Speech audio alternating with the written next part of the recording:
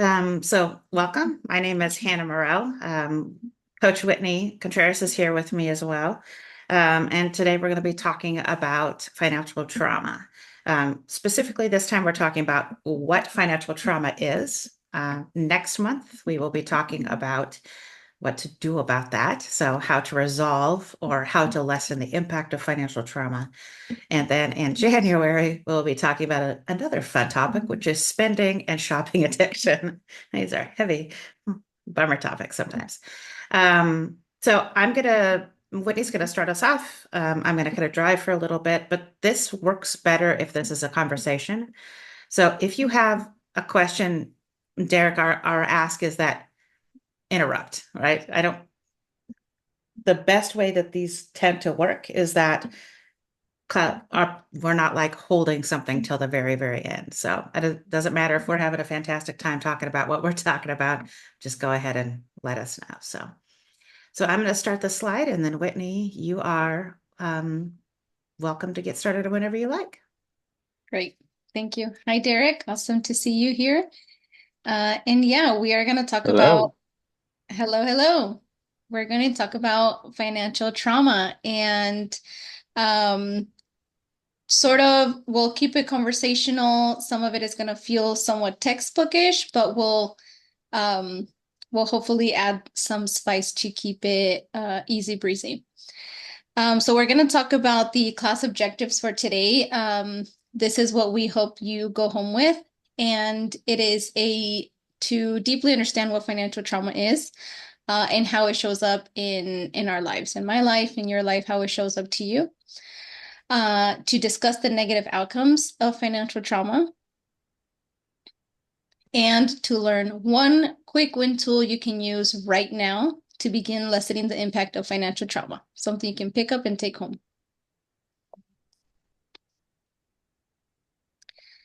For the intellectual property clause, whatever we share here, we support you using our work only for your own personal development.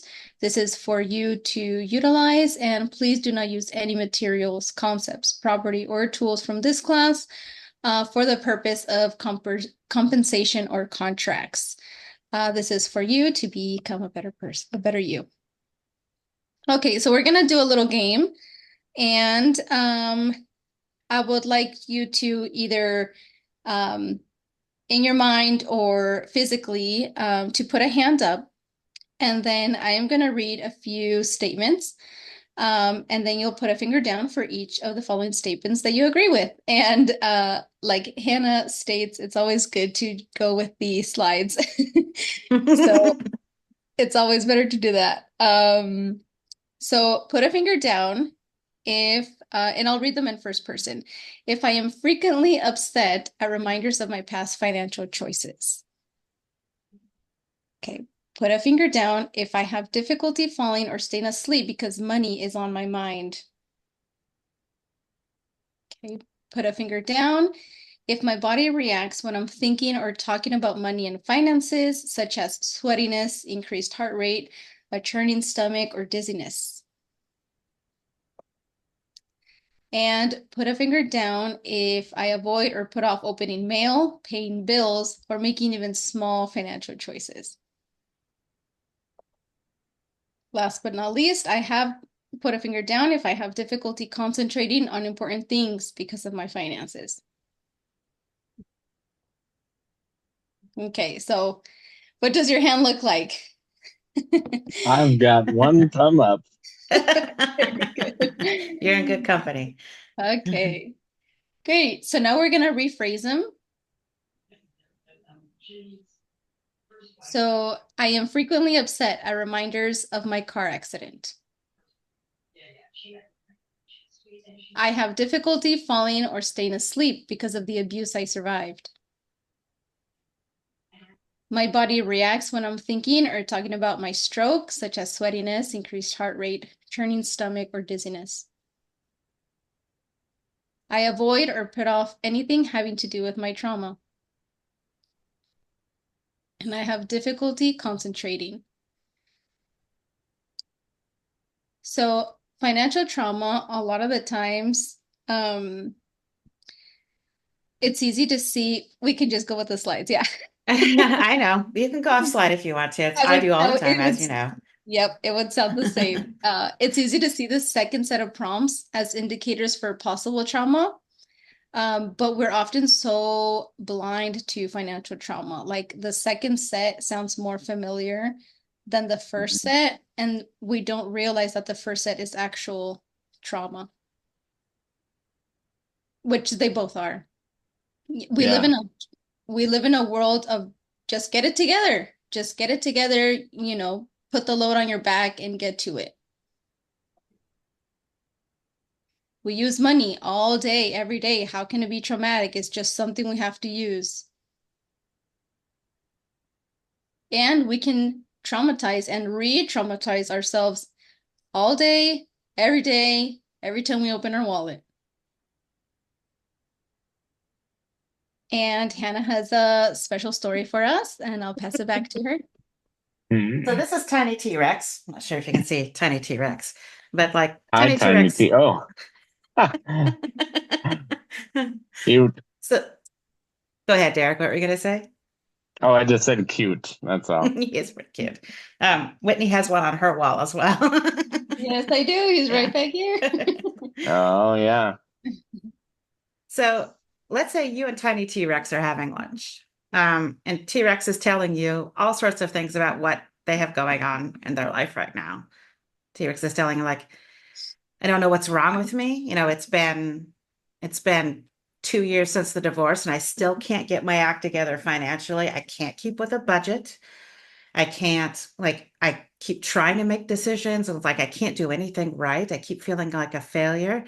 I I just have this idea that, like, I'm taking on tasks, I'm working more hours. I'm like, I'm trying really, really hard, and nothing seems to be working for me.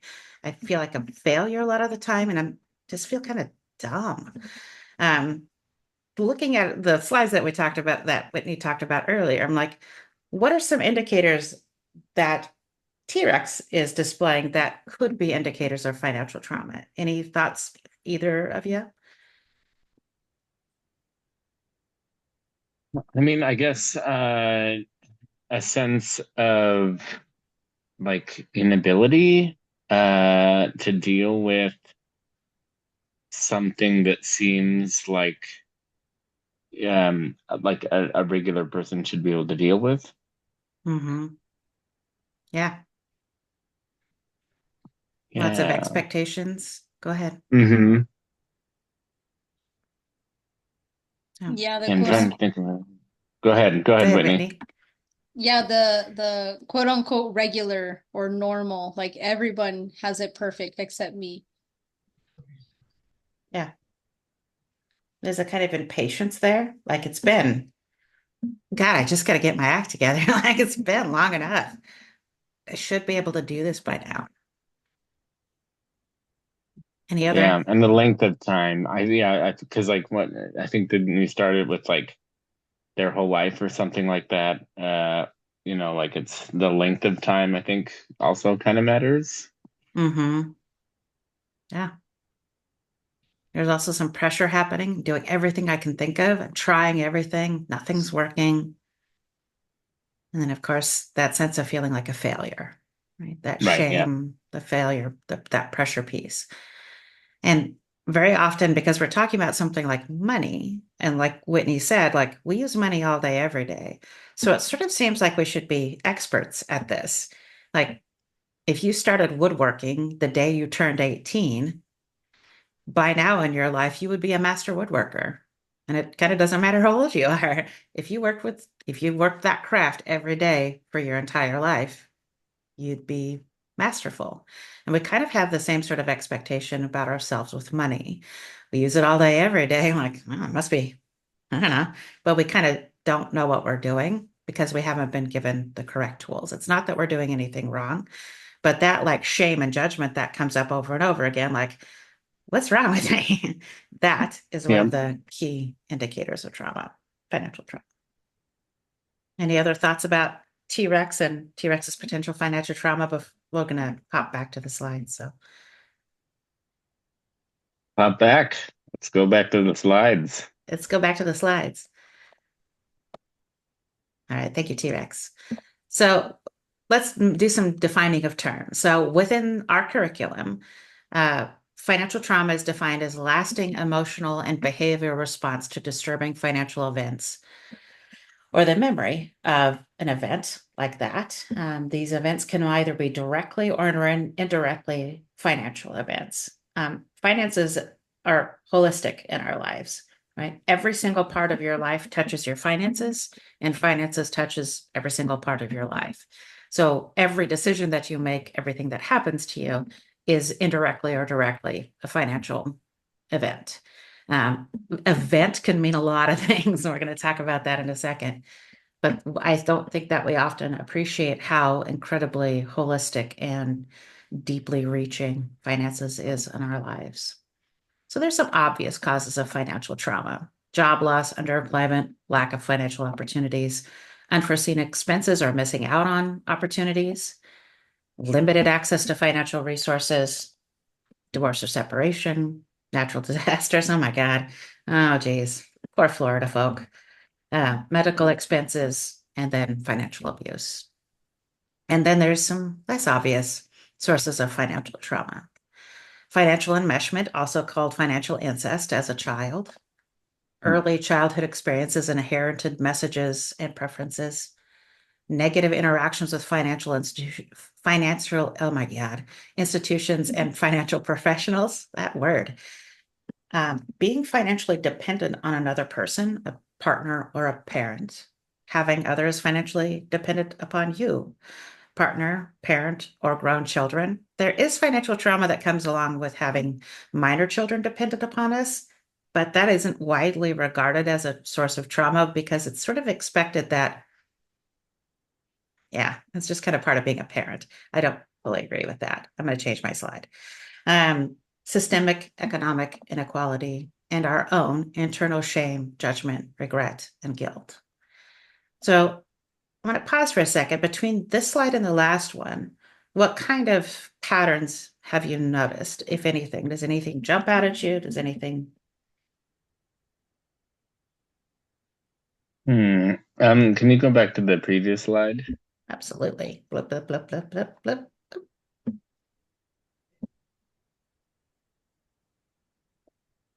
Yeah, I'm so the immediate thing that kind of comes to me mind is a lack of financial autonomy, self-determination, and boundary, like no Mm-hmm. boundaries, basically. Yep. Yeah. Everything on this list is external, right? We have a limited Hmm. level of control over um, limited access to financial resources and natural disasters, for example.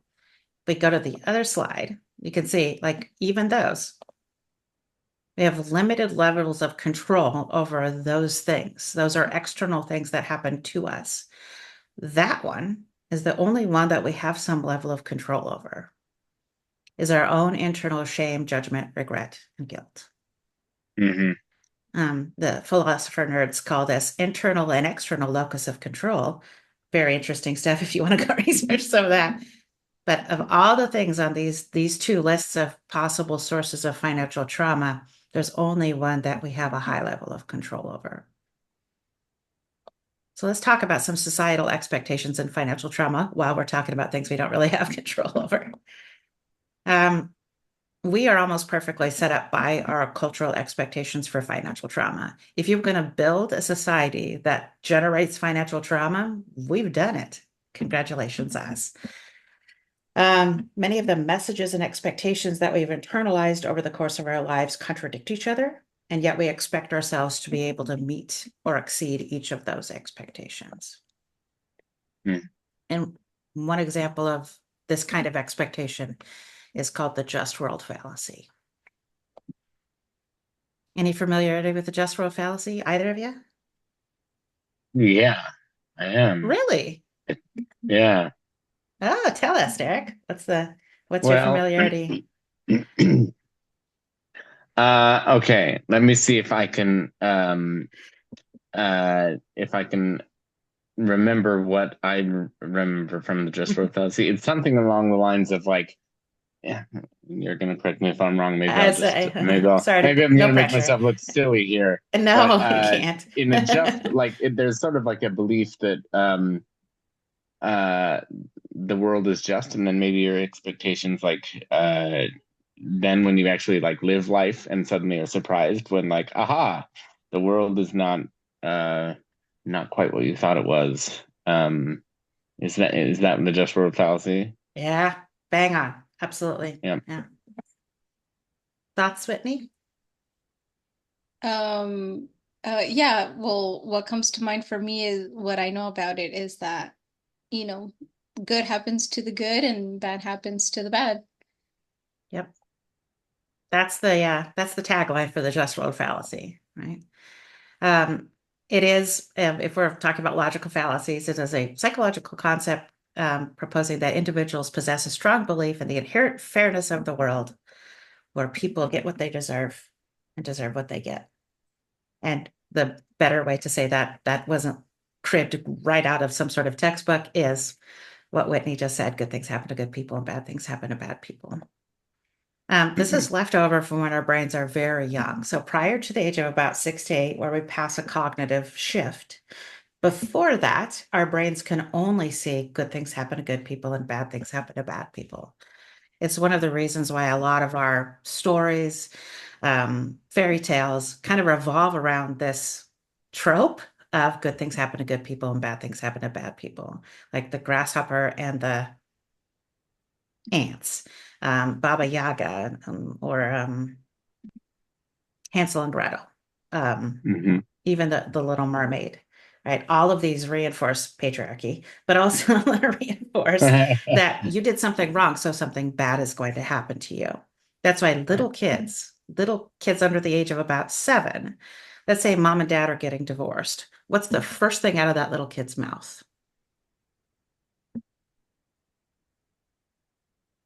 I'm, Why are you doing this to me? Or yeah, why is this happening? Yeah. yeah, I'm bad. What did I do wrong? This is my fault, Yeah. right?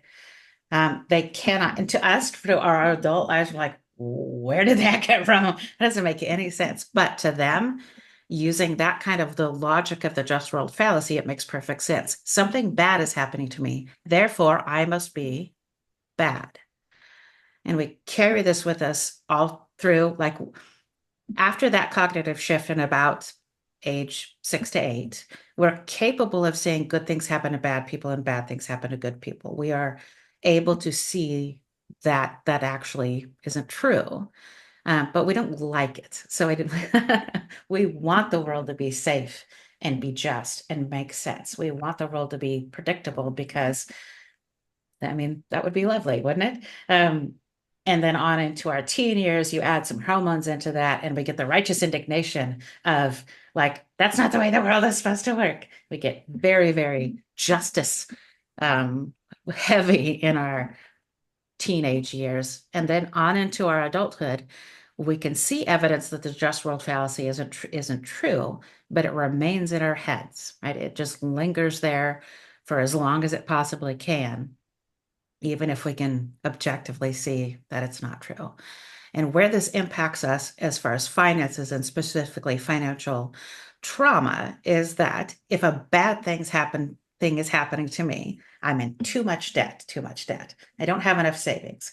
I'm working really hard and it's not worth anything. Then we see something bad is happening to me, the bad thing, whatever that is. And our brains interpret that through the lens of just world fallacy as what? I'm I'm bad. bad. I'm bad, right? And that shame and judgment is, drives our brains to be even more desperate to make things right. Oh, yes. As Whitney said at the beginning, just read the slides. We want this fallacy to be true because if the world is just, fair, and predictable and makes sense, we are safe. And of course, this can result in a lack of empathy for ourselves, others, victim blaming, and shame.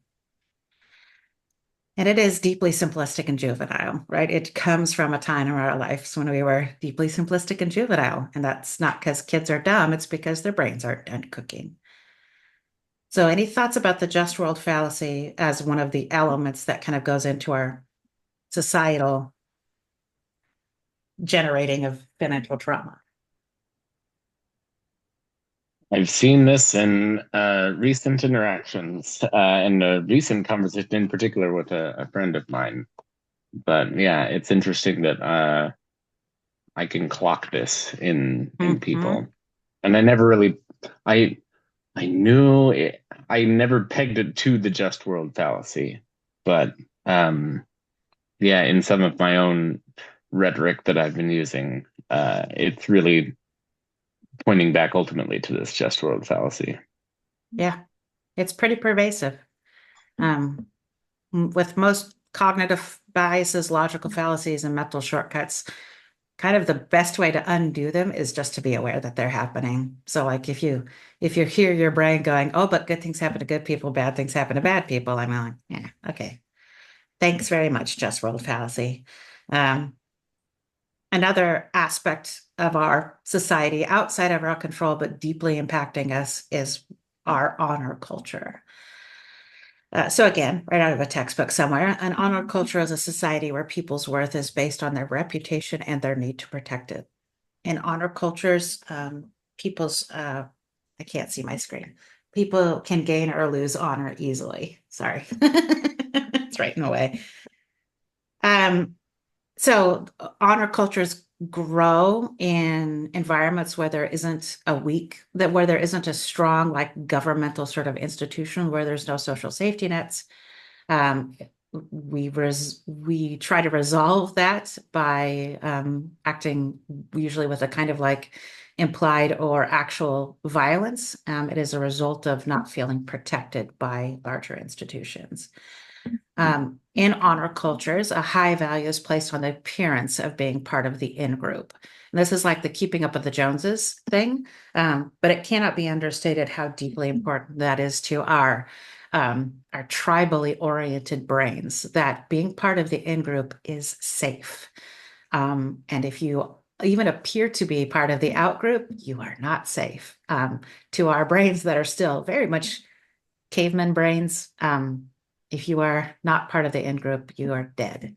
Um, our brains don't know the difference between, you know, 9 million years ago and today. So, in the presence of an honor culture, we are less likely to admit when we are wrong for fear of losing face. And this happens a lot around financial things because we've also been told that there's a correct and an incorrect way to quote unquote do money. Also, we've been told that you just have to figure that out without really any other instruction. We'll talk about that in the next slide too. So admitting that we are wrong has us losing face. And again, because honor cultures are based on reputation, if we lose reputation, that feels deeply unsafe as well. The contrast to an honor culture is a culture of dignity. And dignity, oh my God, I can't have any more coffee today. Dignity cultures value individual, context independent worth that is less affected by others' social regard. So, in a dignity culture, your value as a human being is just taken as read. You have value as a human being not because you worked really hard or you did something to deserve that. Your value as a human being is just because you exist. You draw breath, you have value. This is what I was leading up to. Our old friend perfectionism. Perfectionism tells us the lie that there is one correct choice to be made, that one correct choice is the only way to be safe. Perfectionism has a really attractive sales pitch. If I were perfect, I'd be safe. It's very simple, and our brains like this a lot. Like, oh, totally. All I have to do is make all the correct choices, and then I'll be safe, which unfortunately will result in ample opportunities for our own failure, because part of perfectionism is that we are looking for opportunities to be perfect, which is the equivalent of looking for ways to fail ourselves all the time. And if we're looking for opportunities to fail ourselves, we're going to find them. Perfectionism is deeply emotion. Oh my gosh, the words. Perfectionism is deeply emotional, even if we think we are making the one correct logical choice. And I could talk all day long about emotional decision making being that we are solving for one thing, but I will hold that for next month. Perfectionism does not allow for flexibility, change, or other perspectives. In fact, one of my favorite ways of sussing out perfectionists is I say that perfectionism is arbitrary and awaits for people's responses. If they look like they want to smack me in the face, if I say perfectionism is arbitrary, I got some perfectionism going on. And perfectionism will result in pressure and then trauma over time. These unrealistic expectations of ourselves. So we're not going to respond to that because there's three of us. So you tell me, how do you think financial trauma can impact our lives?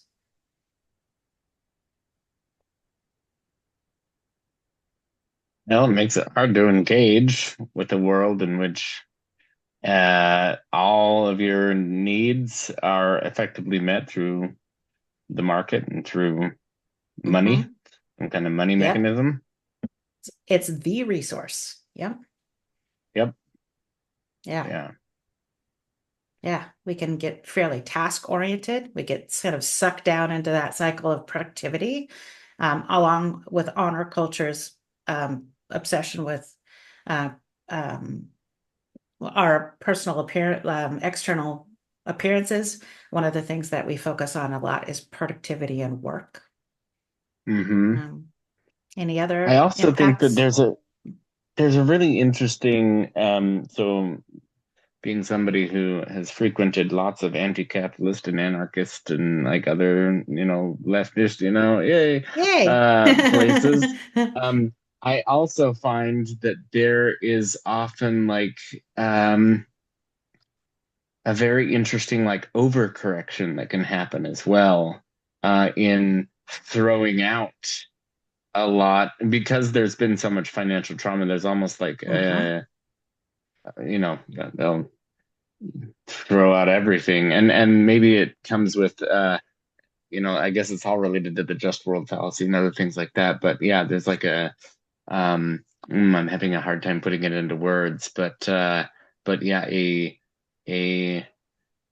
a rejection, it's an inability to engage with the system. But rather than get caught up in the honor culture, for example, making lots of money, there's almost an honor culture that develops of like Yes. forsaking all money Mm-hmm. and money avoidance and things like that. Yes. I see Whitney nodding your head. What are your thoughts? Uh, I felt like Derek was reading my mind. To me, what came into mind with that and what I was thinking was the scarcity mindset. mm-hmm. And Hmm. that's exactly what I grew up with. With my dad, it was like work for volunteer work and never ask for pay when you do work for service only, not for pleasure or talents that you might have, work for Mm-hmm. service. And there's so many ways. You don't need money, you need, to satisfy your needs. And so you, like, for example, you don't need to buy shampoo, you need to figure out a way to wash your hair, Right. and whatever, any other way, but don't touch money. That's sort of, so when you said that, I was like, are you reading my mind? Yeah. Yeah. Yeah. We overcorrect. I mean, it's a very human response to that. Hmm. And there's trauma there too, right? Yeah. Yeah. And it's still deeply emotional. It's still deeply reactive, and it is still solving for one thing. And all of this is about our attempts to keep ourselves safe. Yep. And we can take that too far. And not to like hammer this too much, but those are all us trying to make the external world safer for us. So again, external locus of Hmm. control rather than internal. Mhm. And so you can see probably where this is going with this.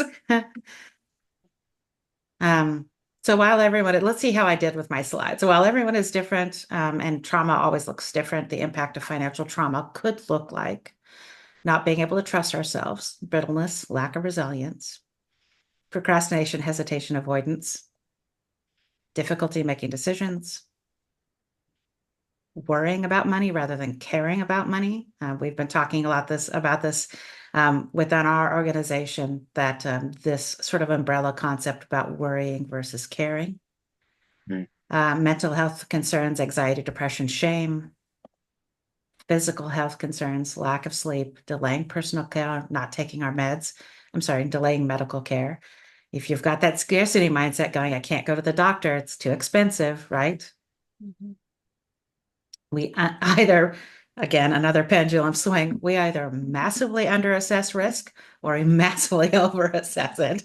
Again, also deeply related to scarcity mindset. Oh, shoot. That's, you get it twice. Pressure. Oh, so we have pressure to heal or resolve our trauma, which is a kind of perfectionism too, right? Like, no, I Hmm. should really have healed this by now. I really got to get serious about healing this trauma.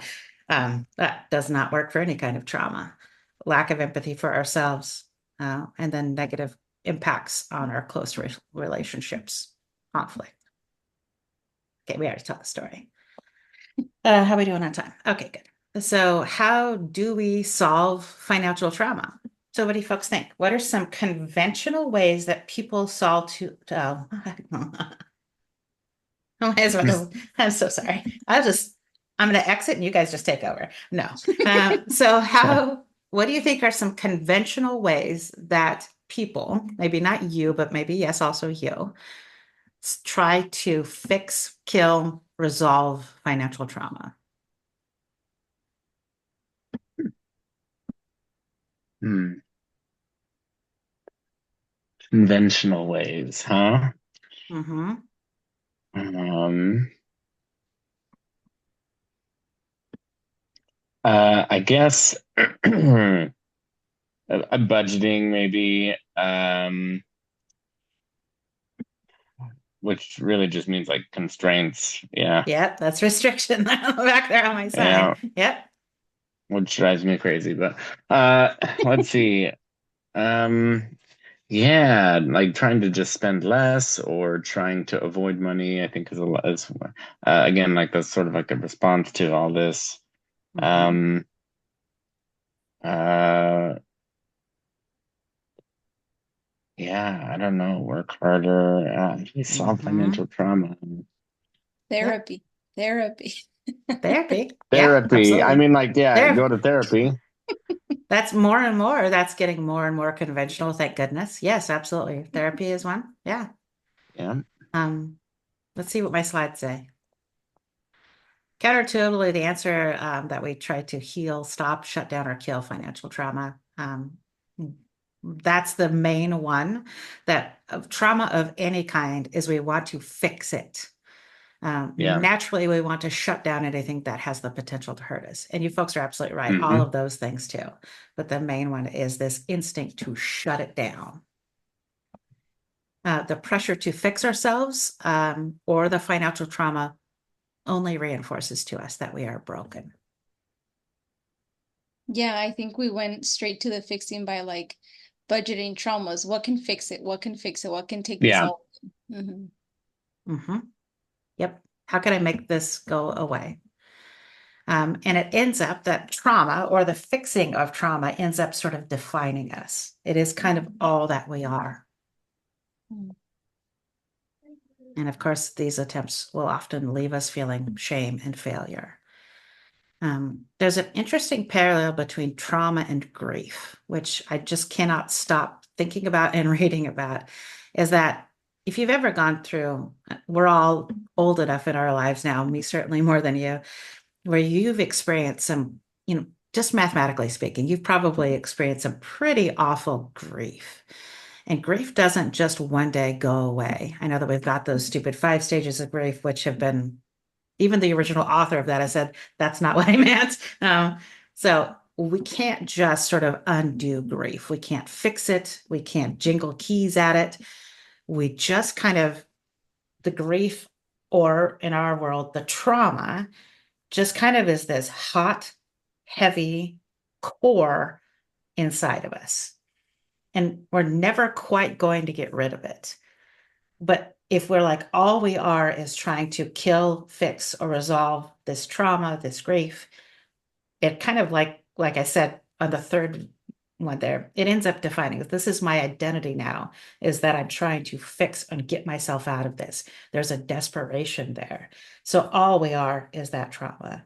And when they're talking about grief recovery, one of the things they talk about is like, okay, that's not going anywhere. That little hot, hard core is not going anywhere.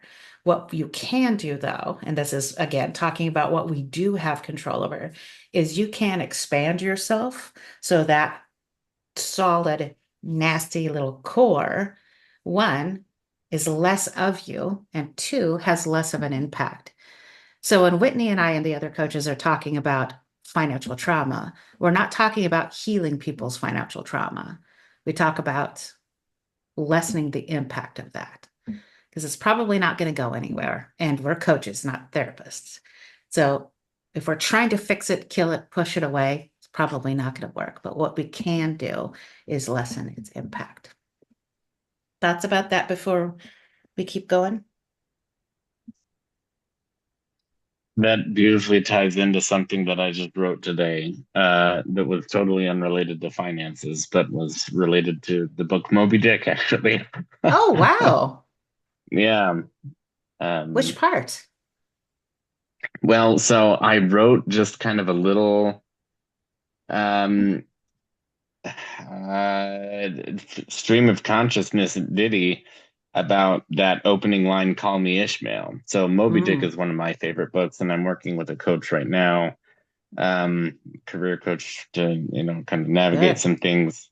Yeah, which is really good. And so he sent me this thing about "Call me Ishmael," something about like declaring your own name, and it's all about like asserting, sort of a fuck you to the world, and like I'm gonna assert my own identity, like I choose my own name. And I didn't really resonate with it because Moby Dick's my favorite book, and I guess what really resonates with me is, sorry, I'm going off on this tangent. I'm just Let's gonna go. like This works better offload if some this is a Moby Dick stuff. conversation. But to me, Call Me Ishmael is this. It's much more like a signature at the end of an experience that is incommensurable and that is Mm, impossible to convey to somebody else. So Ishmael is somebody who went on this voyage, got involved with a ship, who had a captain who had a monomaniacal drive to kill this whale, and the entire ship and its crew sunk, and he was the lone survivor. And the only hmm way that he survived was he was buoyed by the coffin of his friend, his best friend, and possibly lover, Queequeg. Quick wig, Um, yep. yeah. And so, and Ishmael, of course, being a biblical figure, and Ishmael was, brother to Isaac in the Bible, and was abandoned by his mother Hagar in the middle of the desert. And the name Ishmael means God will hear.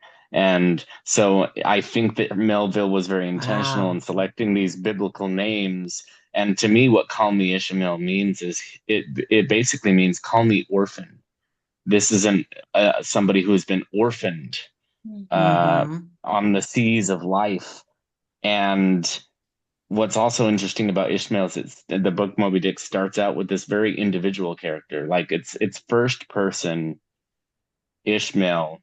Call me Ishmael, and it starts in first person. Ishmael talking, but over the course of the book, gradually we lose Ishmael, and the narrator turns into third person omniscient. Uh-huh. Um, And what I wrote today, this is related to sort of, I guess, expanding yourself. I'll just probably read it because it's just going to be better to read. I might Yes, please. That's fantastic. botch my attempt. Anyway, yeah, so here it is. Yeah, Ishmael left. Yeah, so okay. Call me Ishmael. Um, Okay, I'll just read the whole thing. Fine. Yeah, what does it mean, call me Ishmael? So this is give you a little background on my life, I guess. I remember watching my home disappear from sight as I took a bus up to the Salt Lake City airport on my way to Mozambique to go on a Mormon mission. Although I had connections back home, in a way, a Mormon mission cuts you off from those connections so Yeah. that you can be free to focus and serve God. And yet those same connections are restored later, and the new connections in Mozambique were severed. Ishmael left the landed life. His connections were severed. But then the ship Pequod was eventually destroyed with Ishmael being the lone survivor. His chosen family perished in the mad pursuit of the white whale. He was left alone in the vast ocean, like Pip.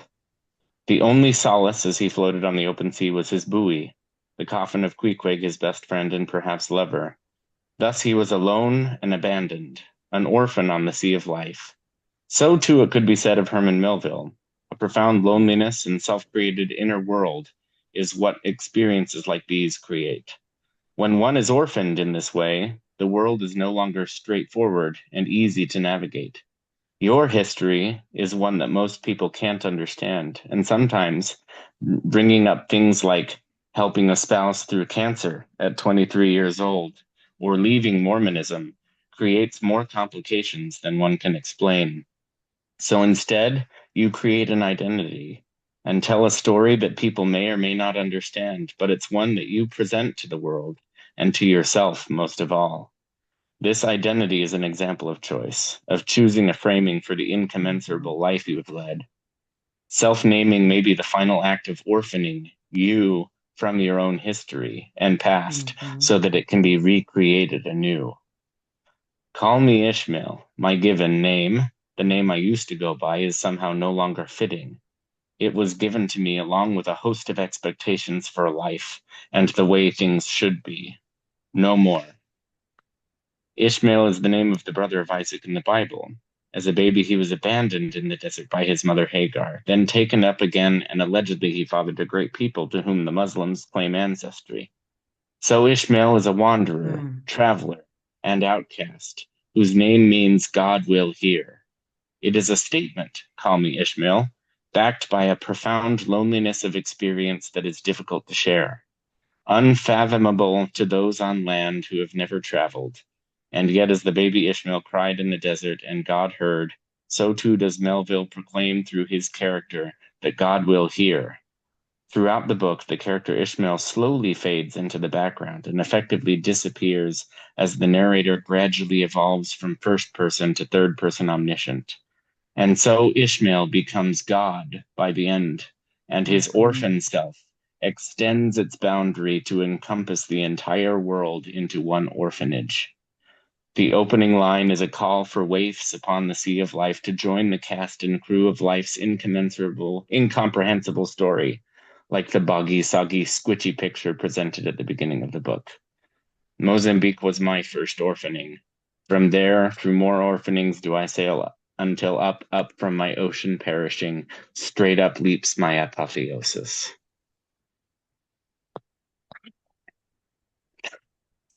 Thank you. Wow. That was fantastic. That was Derek, No, that was amazing. thank you. brilliant. Yeah. I hope you're So planning to publish. sure, yeah, I guess maybe I should. Yeah. I wasn't planning on it, but maybe I will. Um, I normally post these after the fact on YouTube. But I want, and normally like there's sort of implied consent when you join and the recorded voice says this is being recorded, but I want to make super, super sure you're okay with this being public. And if you're not, that's okay. We can have it just be internal for our own organization, of course, shared with you. Um, Thank you. And you don't have to give your permission now or ever. But if you consent, please let us know. So Sure, yeah, I'll let you know. Yeah. thank you. Yeah, I didn't even Moby Book is one of my favorite. That's not going to go anywhere good. Moby Dick is one of my favorite books. And I have in passing thought about it's trauma, right? That's all we're talking about all throughout that book. Unless he goes into like the 25,000 pages of absolutely incorrect whale biology. Um, Right. even that has there's some purpose. Melville has purpose in that too. But like, yes, there is trauma all the way through that. Interesting. That was fantastic. Yeah, thanks. I almost don't want to sully that by returning to the slides. Oh no, I, please do. Let's continue. Whitney, any thoughts before I jump back into slides for our next 10? Well, I would like to hear the um a the connection from that thought that you shared with us, Derek, to the trauma of, like, what was that connection that you said, oh, this makes me think of here? Like, what was that pinpoint soft spot of, like, what did that for, if there Yeah. was any, or if it was just inspiration to share with us, that's amazing. But No, yeah, there was a direct connection. So it was the thought that, you have this grief, which is something that I had and I think that everybody in life is going to have some intense griefs that never go away, that just kind of stick around. And part of that are these traumas. And so you kind of described it as like a hot core or something like that. And rather than try to get rid of it or fix it, that the key phrase was that you expand yourself and that you grow, so that, like, the in my mind the image was that, like, because the room gets bigger, this gets relatively smaller, and so becomes less of an issue. And so I thought of, you know Ishmael as an orphan, and like the path of Ishmael, going from Ishmael to this omniscient figure. And the line that popped out that I wrote was, the orphan Ishmael expanded Yeah. to become an orphanage. Like, right, like his self Yeah. expands, the boundary expands, so that it's not just his pain and trauma, but that his pain and trauma gets smaller because his self encompasses more of the world. Because, yeah, he grows bigger by embracing others and life Mhm. out there and things like that. Yeah. that's awesome. Probably more writing to be done to make the connection even I was clearer, going to but say, please. Yeah. And all of this is calling back to something I've teased a couple points along the way, which I'm sure you both, I'm absolutely certain Whitney's picked up on, is the idea of control, right? We don't have control over Captain Ahab, certainly, yep. whales, right? We don't have control over choices made for us as children, the economy, the economy that we live in. We do have some level of control over our reactions to that, our behaviors, our internal responses. And that's where I think that trauma begins to have a lesser impact, trauma, grief, which may be interchangeable. I don't really know. Again, we'll leave this to the psychology nerds. Um, but the effort to make the choice to expand ourselves, and take control over what we have control over, I think is the beginnings of that. And we don't need to, unless you want to see the slides, and we can absolutely do that.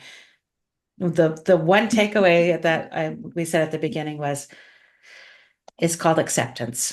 And acceptance is not easy, right? It is. I heard acceptance in what you were reading, Derek. Uh, they're accepting ourselves as we sit, is difficult, and it is a skill. Self-awareness without judgment is one of the best things that we can do to practice patience, grace, caring for ourselves, but also like caring about whatever this is at hand. In our world, this is finances. It gives us that slightly distanced, non-judgmental, neutral perspective on our own behavior. Self-awareness without judgment, as far as we're concerned, in the philosophy of Pacific Stoa, is that's it. I mean, if you can do that, you can observe your own behavior, find those patterns, disrupt the patterns that the psychology nerds would call maladaptive, the patterns that aren't serving you well, reinforce the ones that are, And that is how we get to long-term behavior change. That is how we expand ourselves around our financial trauma. Yeah. What are your thoughts, both of you, either of you? Um,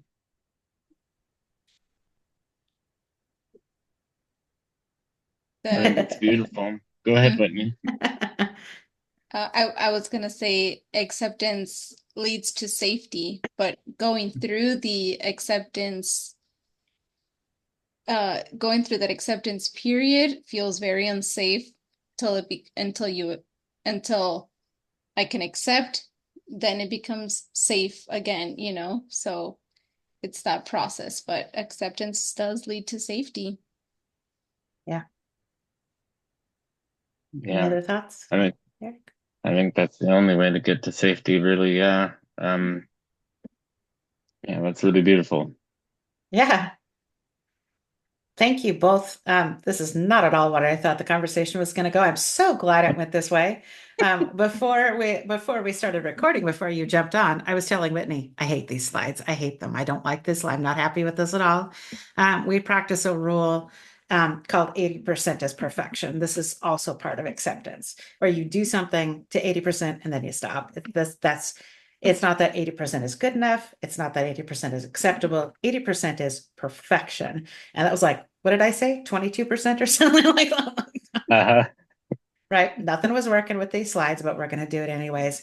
And I am incredibly grateful for your input, both of you, for Derek, for your openness and just sharing us with us. And I am so, so grateful for this conversation, all three of us. Yeah. Anything else that you want?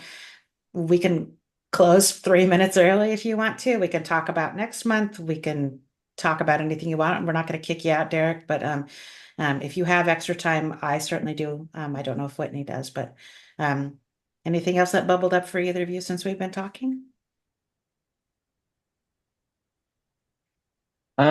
Maybe one thing that I am thinking about as somebody who is having lots of conversations with people around me about money, and I mean, it's very clear that, even referencing sometimes money or pricing or profit or, these things that it is very triggering for individuals. So there's it's one thing to find the acceptance within yourself, and that's hard enough. And that's Mhm. a constantly, that's a constant practice. It's not something that goes away. It's something you just have to continue to work at. Yes. My question is then, yeah, I'm curious about ways if, like, for example, you find yourself in a situation where you're talking about money with somebody, and it is clear that it is bringing up some financial trauma or the ghosts, the grief in somebody else. Is there a way that you can, what are some ideas, if you have any? I'm so open to any suggestions about how to guide somebody through that experience. If there's any kind of like even just like a small little tip about how do you help somebody kind of find a place of, even if it's just temporary peace or something like that, so that the conversation can continue. What are your thoughts, Whitney? Well, I think one of the things that came to mind really is just following through with that acceptance on our part.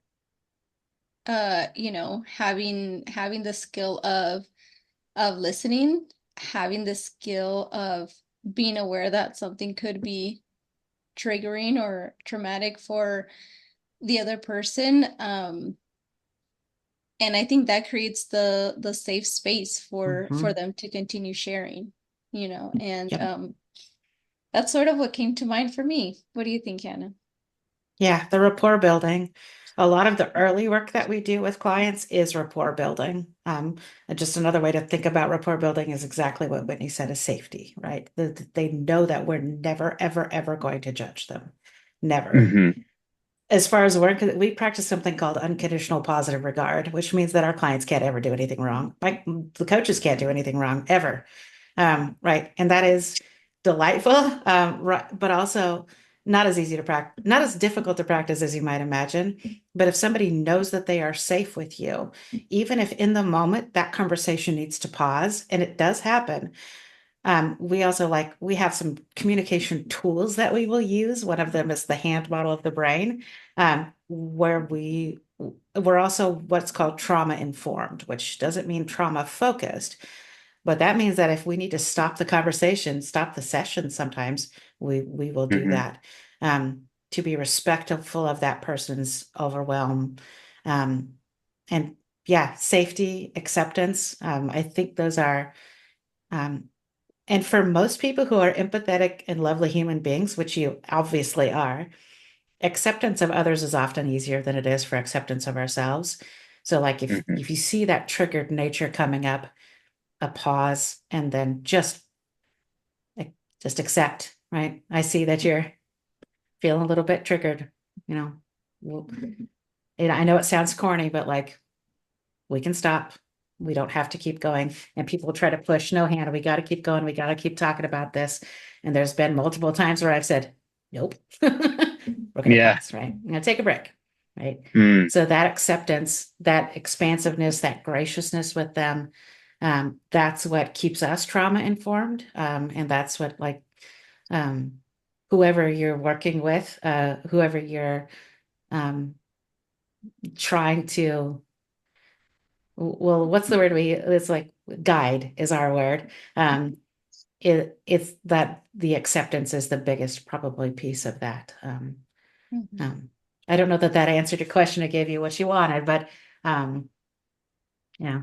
That's a great, yeah, no, that's great advice and a great first step. I think it's yeah, that's really, really good. Wonderful. Okay, so let's see. Anything that we've talked about that you need clarification, either of you? Okay, Nope, I'm good. good. Um, yeah, I don't have anything else to add.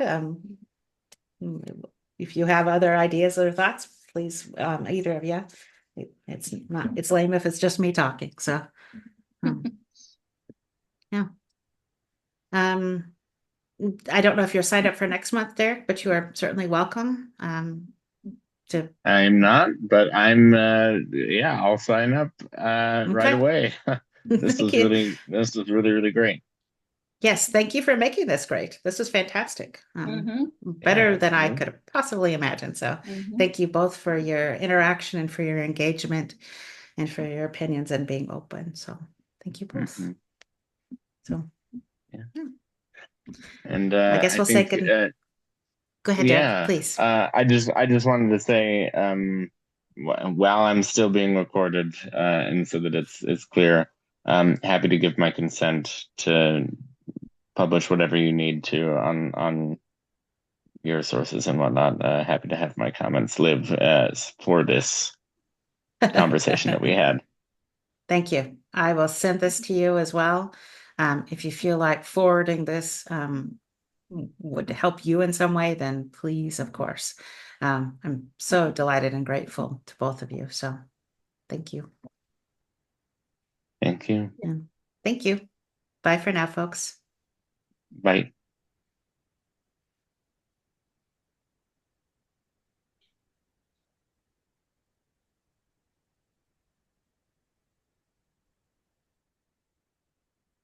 I'll come back. I'm going to stop recording.